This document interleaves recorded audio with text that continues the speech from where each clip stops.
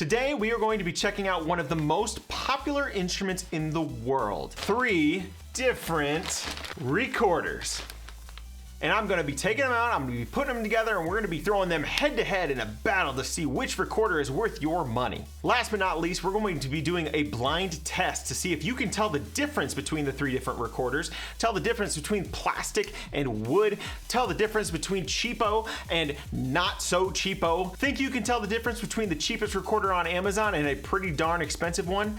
Stick around for that blind test and see if you can. So we're gonna be looking at 3 different price recorders today. Our cheap boy recorder was only $5. The middle recorder was twice as expensive at $10. Now you might think $10 is not super expensive for an instrument, but when you consider that that's twice as much as the other instrument, you better be getting some value there. So you're thinking $10 is still a little bit cheap for a recorder? Well, this one here is $80. So will we be able to tell the difference between the 3? Is your money actually getting you anything better when it comes to these cheap instruments? Do the different materials actually make a difference in the sound quality? Are some of them easier to play? That's what we're going to be finding out today, so let's get started.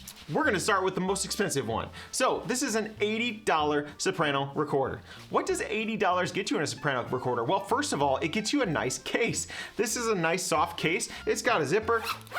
It zips and unzips. This is 9 years running. I've had this case and it looks like darn near as good as the day I got it. It has traveled multiple state lines. It has been thrown in luggage. I mean, this thing has held up to the test of time very, very well. Now, I will say this was not one of my finest instrument purchases in that when I bought it 9 years ago, I think in the time that I've had it, I've probably played it about 6 times. I sadly can't unbox this one because I unboxed it about 9 years ago, but I will do the unzipping of it and we will see what's all in the case. So, all right, inside this bad boy, you have got a nice fingering chart off to the side. Also in here, you've got 2 separate pieces. You've got the mouthpiece and you've got the body. Some recorders come in 3 pieces and they actually take the bottom off. This one does not.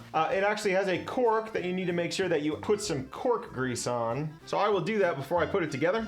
It also comes with a little pocket for cork grease. And then it comes with this handy little guy that you can put in there to get all your spit out. So let me grease this bad boy up and I'll put it together. 9-year-old cork grease. Gotta wonder if there's an expiration on that. All right, I'm not going to play this yet. We're going to get all of them put together and we're gonna get them all compared as far as the presentation is concerned before we actually get to some noise. So let me take this guy, set him off to the side here. Moral support as we get out the second to cheapest. This is another excellent choice. This is already kind of opened up. My wife gets excited when she sees an Amazon bag and just rips it right open. So this is the case for this recorder. Don't forget to go down and hit that like and subscribe. I will juggle for you if you do. I'm not gonna do that with instruments. How dare you even think that I would? This is a Yamaha Descant recorder. Comes with a nice little drawstring. You don't really necessarily need a very nice case, especially because this is plastic, whereas this guy is wood, which is going to be a little bit more fragile than the plastic is. So let's undrawstring it a little. Whoop. We'll see if it's even 1 or 2 pieces. I have not opened any of these yet. I don't really know what I'm getting into. All right, I've got the white version. This is what we're looking at here so far. This is a 3-piecer. The bottom does come off of this one. It's not really gonna affect any sound quality. It's just gonna be like a nice stowing thing if you need to take them off. It's also going to make it easier to lose, but that's probably not something you need to worry about because you're probably just gonna leave it together all the time. So I'm just gonna put it right back in. No need to oil anything. It's plastic, they just kind of shove in there. I will look in, see if there's anything else in the bag, and oop, there is. Probably like warranty information. Yamaha worldwide. And you've got a fingering chart, which is nice because we need fingering charts for instruments. Fingering chart. Pa-pa.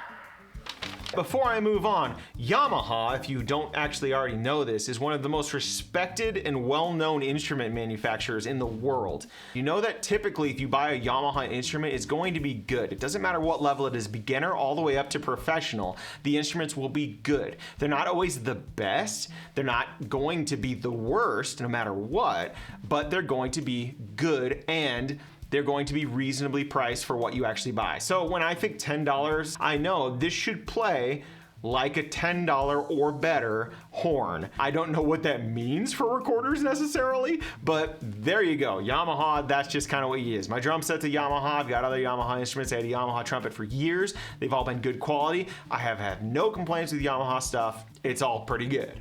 So let's move into the unknown. Let's go down the deep ends into the Amazon crypts. And that brings us to this bag.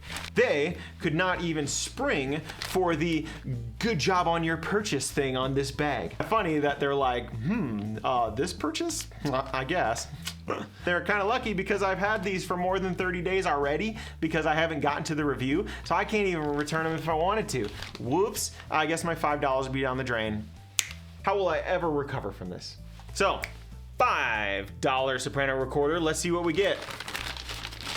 All right. This one, not as nice of a bag. We'll say that right up front. Maybe that's where like if these instruments sound the exact same, maybe it's like you're buying $5 for the nicer like cloth bag versus this guy, which is just like a clear plasticky bag, right? So the cloth bag is actually pretty nice. I'll give points to Yamaha on that point. So this is a something soprano recorder in sky blue. I forgot the name of it. Singing something? I gotta look. This is the Soulmate Sky Blue recorder. Now, will it be our Soulmate? Let's see. So we'll unbutton the top, a little bit different opening there. This one comes, oh man, this one's going to come with like the cheap Amazon extras. If there's a pair of white gloves in here, I'm gonna freak out. So this one comes with like a nice little cloth you can like wipe your plastic down with. Also, we have the recorder. Let's see if it's in 2 or 3 pieces. It is in 3 pieces, just like the other one. 3 or 2 pieces does not denote price quality. There's expensive ones that are in 3, there's expensive ones that are in 2. Also, it comes with a little spit holding thing right here, so you can like tie this through here to pull the spit through. It's kind of neat. The Yamaha did not come with that. So I guess points to the Soulmate. You get a couple little extra there. I think I'd rather have the nice little cloth case, but if you wanted this instead, you've got options. Last but not least, just like the other 2, this one comes with a sheet of paper that has your fingering chart. There's your fingering chart. Now, let's take a look at these instruments themselves. I'm gonna get all the extra stuff kind of out of the way here. All right, now, if you were to look at all 3 of these, you would notice that they all look very similar, right? Now, between these 2, I have a theory about the very cheap instruments of Amazon, and my theory is that they are all basically just clones of more expensive instruments. If I was to be looking at these 2 instruments, I would try to see if there was any difference at all. So if you look at these, obviously there's branding differences, but I mean every single little thing pretty much lines up, right? We're talking like all of the little nuancy things, like maybe this is a little bit different curvature than this, but I mean, barely, right? These are so close in instrument, like it's unreal. And it's almost like they saw the Yamaha and was like, ooh, that's popular, let's make that. And then we'll just make it a little cheaper.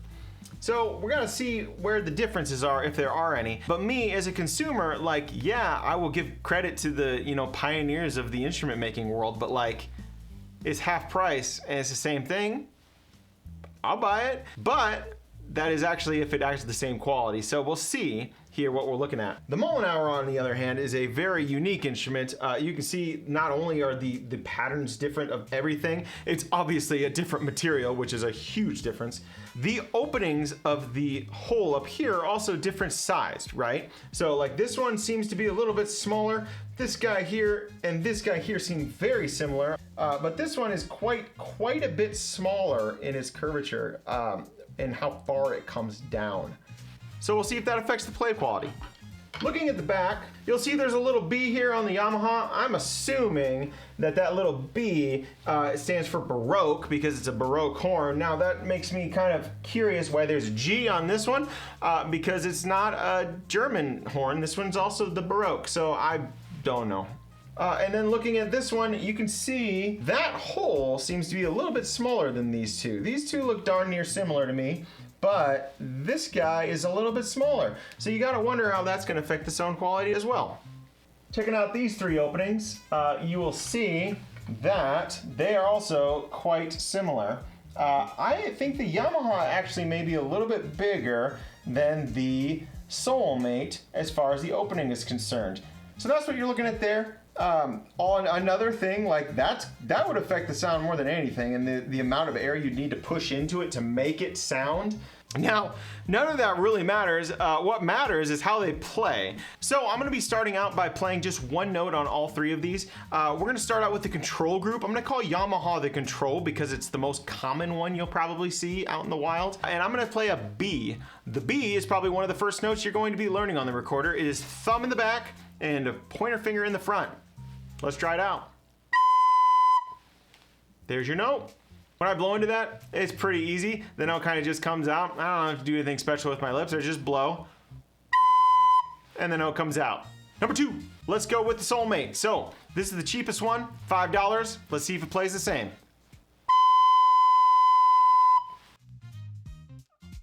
Pretty much the same to me. And then we go to the expensive one.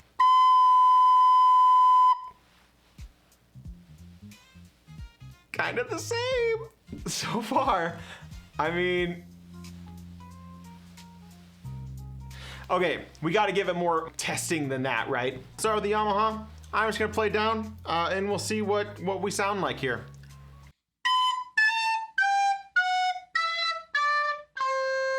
Okay, there we go. Sounds pretty nice. As I go to the lower end, I gotta blow a little bit warmer air, a little bit less of it. Let's try it with the old cheapo Soulmate. $5.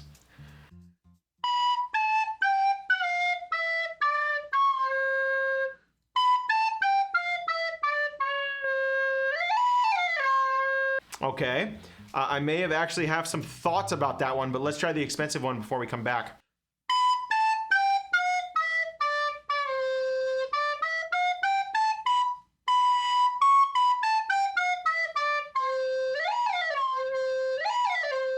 All right, I feel like as we get to the lower end of the instruments, we can start to feel a little bit of a difference between it. So here's the lowest note.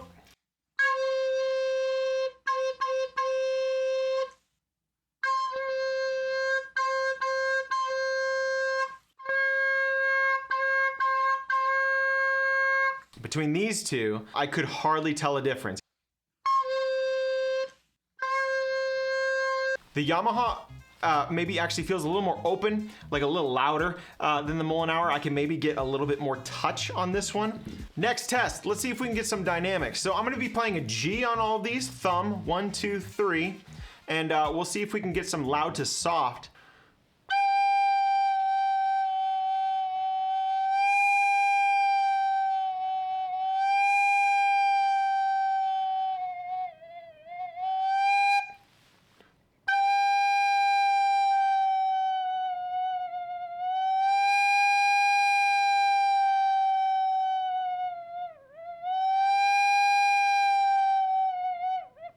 That seemed a lot easier to me.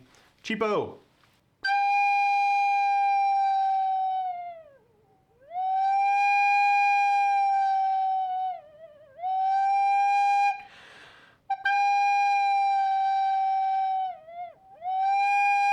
Once you get to like this like medium low, it kind of just falls away. Let's see if my pianissimo on all three.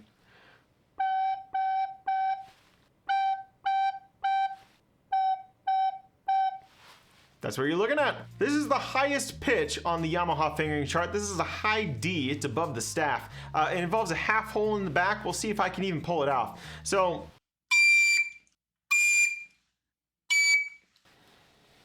all the pitches are there. So as far as material quality is concerned, as I kind of break these things down, I noticed that the inside of the Yamaha has this nice little Circle K on it here. On the Soulmate, it has like this weird kind of like, I don't know, divot in here. It doesn't seem quite as obvious, and it seems like kind of dirty almost. The other thing that's really a big difference between these two that I noticed is that the Yamaha slips in and out nice and smooth, and it's like nice and kind of tight in there. Same with the bottom. It's got a nice firm grasp and hold on it. The Soulmate, the top is like, it's weirdly tight at the top part, and then it's loose at the bottom, so it kind of goes whoop, and it flips right on there. The bottom is super loose. Like, this thing could fall off without any problems, right? Like that right there is almost all the way in, and it's really not even close to tight. It only gets tight when you really push it all the way on there, and still, like, it doesn't seem very secure. So that is definitely points off the Soulmate as far as like instrument quality is concerned. But you're a fourth grader. I mean, if it's gonna last you 1 year, $5 so far, I don't know. The Yamaha, on the other hand, this thing, I can barely put it on, and that's not going anywhere. Like, I am not going to be able to click this thing off. Like, so here's all the way off. If I put it that much in, the thing's not going anywhere. I lied.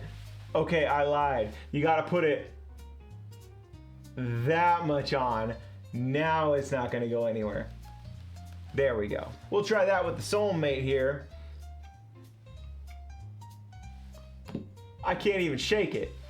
And unsurprisingly, the instrument that actually puts together through cork is very, very secure. That thing's not going anywhere anytime soon, especially on the top. The bottom, like I said before, it doesn't actually come off, so you don't need to worry about it. The other thing that's great about the Mollenauer is that since it is only in 2 pieces, the pinky is actually going to be in the right spot all the time. So you can get really used to it. Some people might like being able to adjust where their pinky is in the bottom by moving this piece around. I don't like it because I would get used to it in a certain spot, and then I put it together the next time it'll be slightly off and it'll be really, oh darn it, and so then I have to mess with it and put it in the right spot.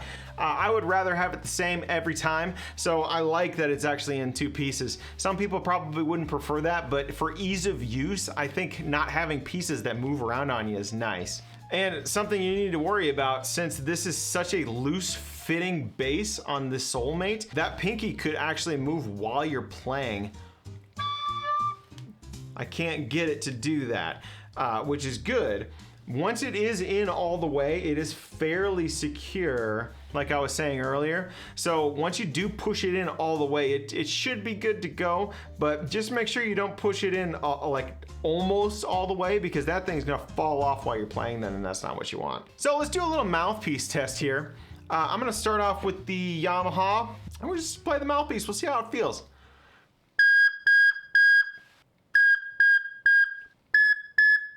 Whoa, like quite a bit higher pitch, right? I've not noticed any difference when I put it onto these. It is quite noticeably different, and I think that has to do with the different size opening that we had here, as well as the length. If you look here, the length of the mouthpiece is quite a bit different between these two. These two are darn near the exact same, because like I said, this thing is probably just a clone of this thing. So looking at the bodies for a second, you'll see that the sizes for these are a little bit different as well. But you'll see the Yamaha has a little bit of a higher shaft here. It probably isn't going to make a huge difference. These probably might. That's a big pitch difference. It's like a half step. Right now, I'm pushed all the way in on both instruments. You're not necessarily going to want to do that. Most kid recorder players are probably just going to be shoving in their plastic recorders in all the way. And I'm trying to play them the exact same. I'm not adjusting anything here. Yeah, it's just a little bit different. That does give you a little bit more range on this one to come up if you need to. So I'm going to put a tuner up to all 3 of these, and we're going to see if there's one that's more in tune across the range.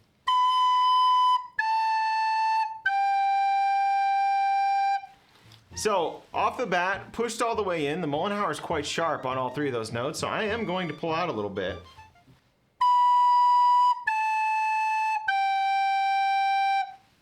They're all 3 in tune now. Very sharp on the Yamaha. Let's pull that out a little bit. Now we're in tune on the Yamaha. That's what that looks like. In tune. In tune. Now let's look at the Soulmate. Very sharp. All the way in is very sharp. That's a good thing. You want to be able to adjust a little bit.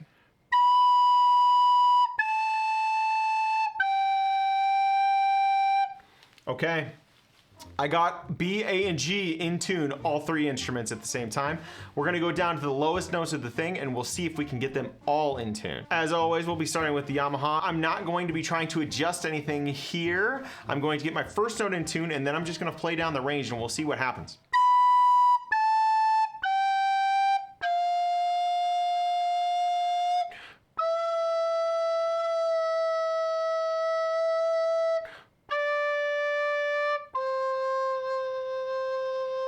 I really got to adjust to get those down in tune. So that's the Yamaha. We're gonna go with cheapo next, and we're gonna see if it's a little bit different.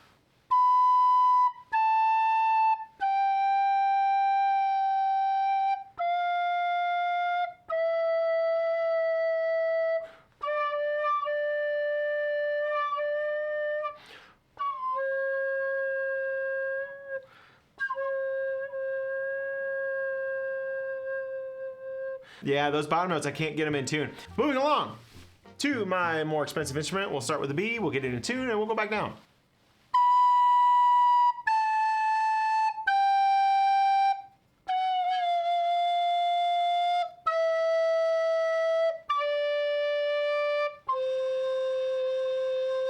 Now, out of all three of them, that one was like darn near middle perfect on the low end, and I didn't have to do really anything to adjust for it. That's the first difference I've really felt that I could say like, yeah, this one is probably the more expensive one. This one is worth it, blah, blah, blah, blah, blah. That was really good on the tuning on the low end. Quite a bit different. Let's go ahead and just play some stuff.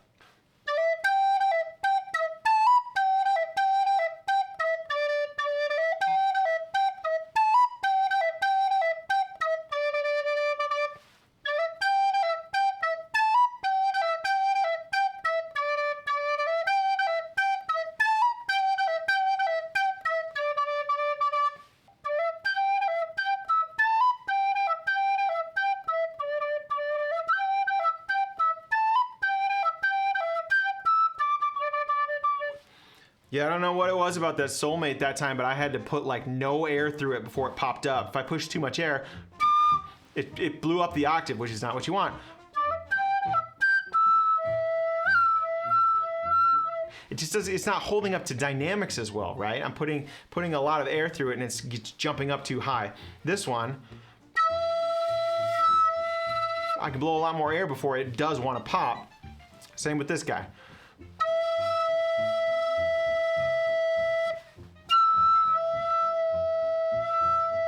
Yeah, just it doesn't play quite as loud in the low range, right? It's like it just can't handle the dynamics. I don't know why that would be, but there you have it, I guess. So last little difference between these things, let's see how they articulate, right? You got a tongue to be playing your notes, so let's see if it feels a little bit different going through them.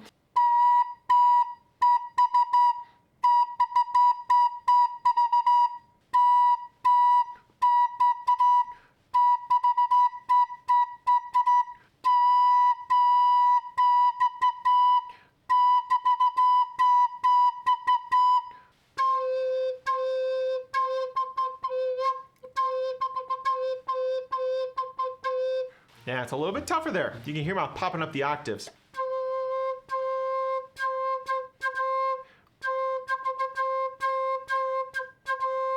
Okay, maybe even a little bit easier, but I feel like it's a little bit softer as well.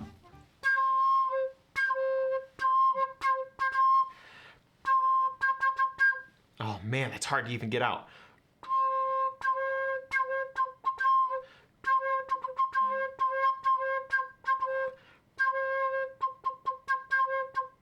Man, I look like pained while I'm doing it, like, oh, yeah, man, that's hard. It's really hard on the Soulmate to get even the lower register to come out without popping anyways. Yeah, man.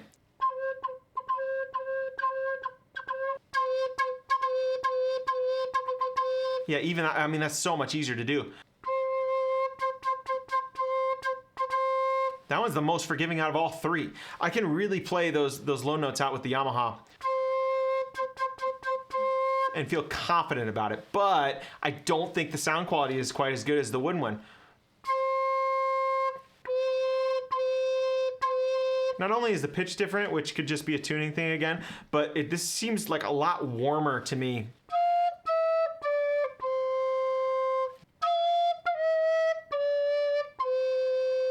So the biggest differences come when you play this one down in the low range. It feels a lot warmer, a lot more rich, a lot more tone comes out of the wooden one. So before we wrap up and do our final conclusions, let's try the blind test. Before we get on to the blind test, make sure you guys go down and you hit that like and subscribe. Leave a comment, see what other strange, crazy instrument videos you'd like to see reviewed. We're going to be putting all three of these guys up. I'm going to be playing the same thing at the same time, and I'm going to be cycling between the audio of the three. So between A, B, and C, and you guys are going to see if you can tell and match up which one is which based on what you think it sounds like. So, without further ado, here we go.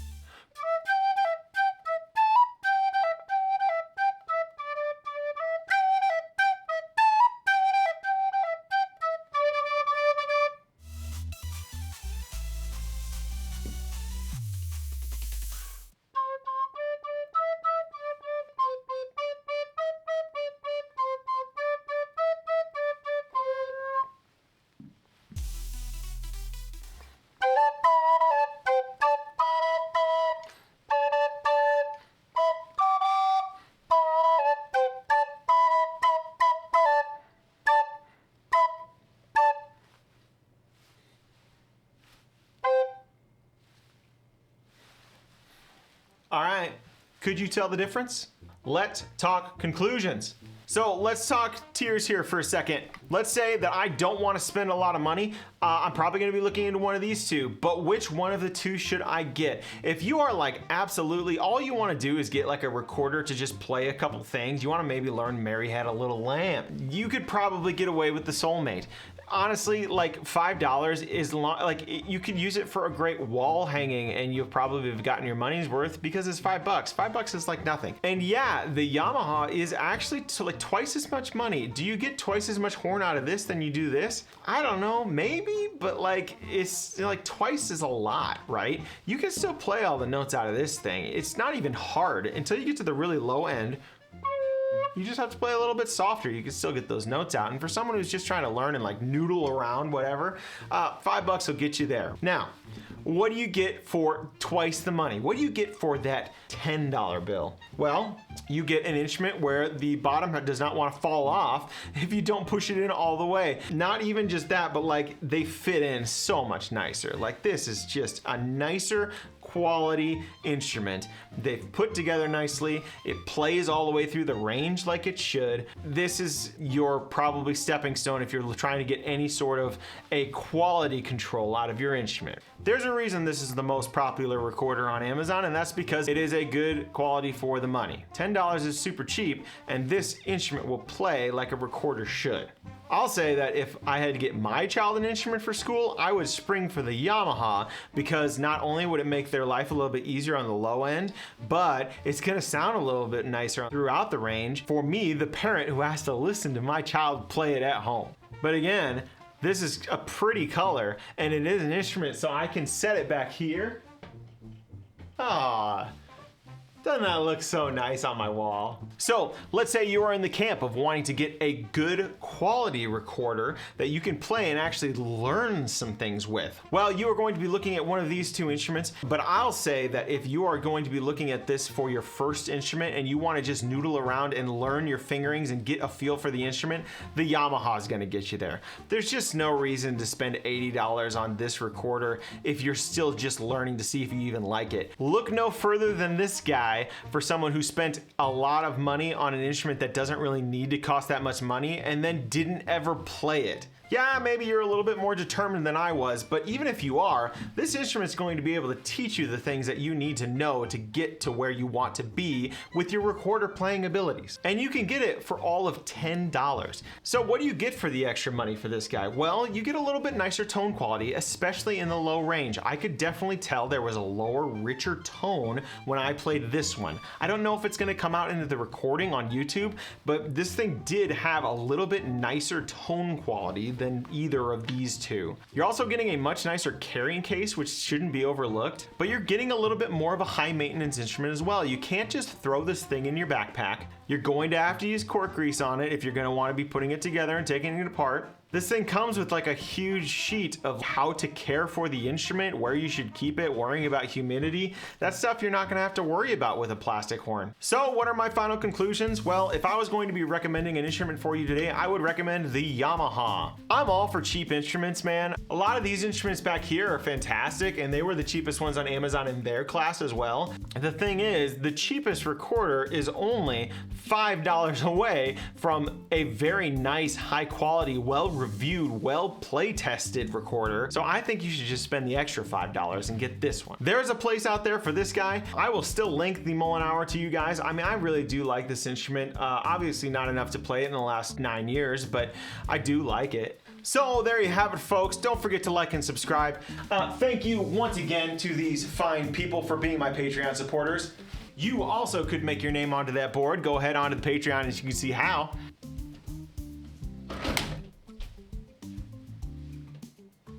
So that's gonna be it. So thank you guys for watching this one. Make sure you go ahead and click on one of these two videos if you want to see more great instrument reviews, and don't forget to subscribe and hit that like button and maybe leave a comment.